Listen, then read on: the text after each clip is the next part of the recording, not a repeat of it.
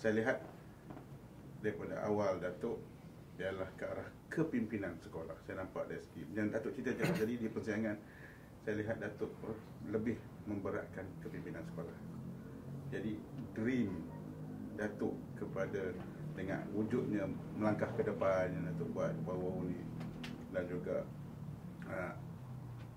amanat Datuk kepada kepimpinan sekolah. Sebenarnya apa dream Datuk kepada kepimpinan sekolah sebenarnya? Di kepimpinan sekolah tu dia punya, pada saya dia punya strategi untuk mencapai satu yang jauh lebih penting daripada itu. Saya punya, kalau buat kata dream, saya katakan dream, impian saya itu sebenarnya ialah satu saja. Saya hendak supaya equity dalam pendidikan ini, ataupun kita katakan kesaksamaan dalam pendidikan ini, dinikmati oleh semua anak murid yang ada di Malaysia ni. Itu dia. Kalau umpamanya sekarang ni, kita boleh berbangga dengan akses pendidikan. Akses pendidikan ini maksudnya semua anak murid di Malaysia ni, kalau mengikut kriteria UNESCO, kita dah almost 100%, 100%. Dah bersekolah rendah, 98% bersekolah rendah.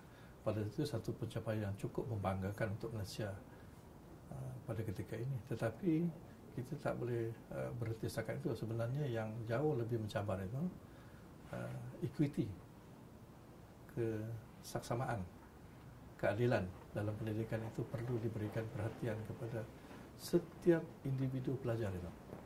Yang ini yang selalu saya tekankan dalam saya punya melangkah ke hadapan, naratif baru dalam pendidikan itu, sebenarnya itulah impian saya, supaya setiap anak murid itu mendapat keadilan yang sewajarnya dalam segi pendidikan.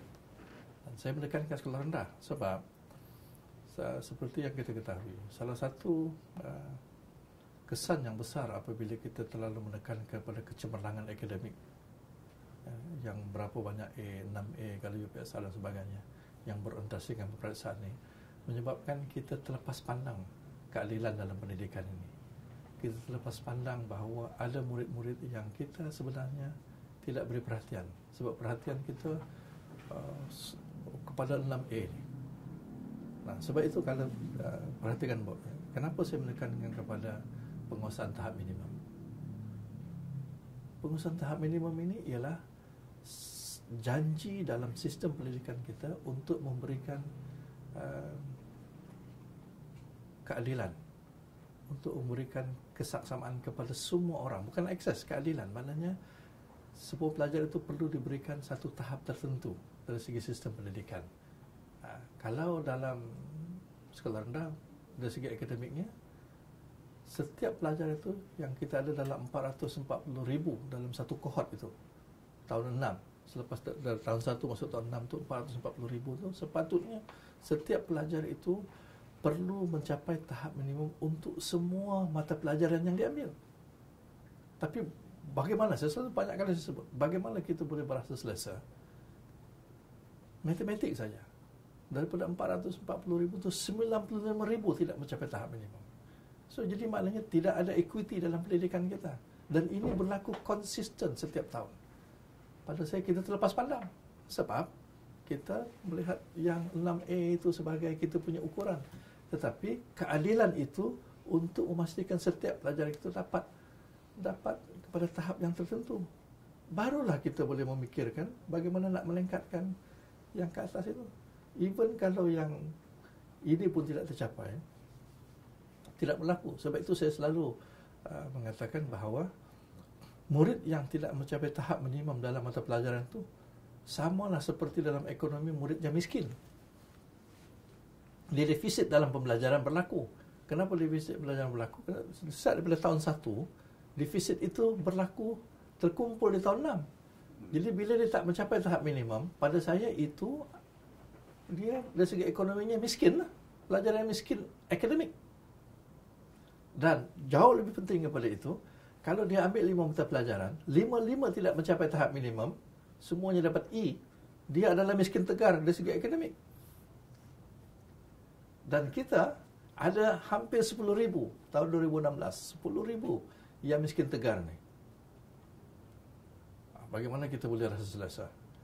Tapi alhamdulillah selepas saya memberikan penekanan kepada pengusaha tahap minimum itu pada tahun 2019 ini, kita telah menurunkan daripada 9,000 itu kepada setakat 5,000. Miskin tegar, maksudnya miskin tegar ni semua dapat E lah. Begitu juga matematik, daripada 95,000 tu kita telah turunkan kepada 72,000. Pada saya sudah mula berubah perspektif. Dan pada saya itu dia. Impian saya bukan saja kita perlu cemerlang, dan kecemerlangan tu bukan setakat 6A, tapi kecemerlangan dari segi kemahiran berfikirnya. Tetapi jauh lebih penting sekarang ini kita perlu menekankan keadilan, kesaksamaan kepada semua anak murid kita. Kalau 5 juta tu 5 juta mesti telah mencapai satu tahap yang tertentu. Itu impian saya dan itu yang perlu kita perjuangkan sekarang ni. Kita bincang soal kualiti dalam pendidikan kita, bukan lagi soal akses saja. Akses kita sudah boleh banggakan, tetapi kualiti ataupun kesaksamaan keadilan pendidikan itu perlu diberikan kepada semua pelajar. Sebab itu saya menekankan, saya katakan bahawa perubahan itu perlu berlaku dalam bilik darjah. Bila berlaku dalam bilik darjah, dia bukan berlaku di kementerian, tidak berlaku di JPN atau PPD. Perubahan itu berlaku dalam bilik darjah. Dan sebab itulah kenapa saya kata pemimpin sekolah itu penting. Sebab pengetua dan guru besar itu berada di front line, berhadapan dengan anak murid yang mengurus resource yang ada di sekolah. Dan kalau pengetua dan guru besar tidak memberikan perhatian benda ini, dia tidak akan pergi ke mana. Dan sebab itu dari segi pengurusannya saya menekankan pengetua dan guru besar. Sebab saya hendak perubahan itu berlaku dalam bilik darjah. Saya hendak setiap murid itu diberikan keadilan bahawa mereka telah mencapai sekurang-kurangnya pada tahap minimum dari segi pencapaian akademik dan benda-benda yang lain.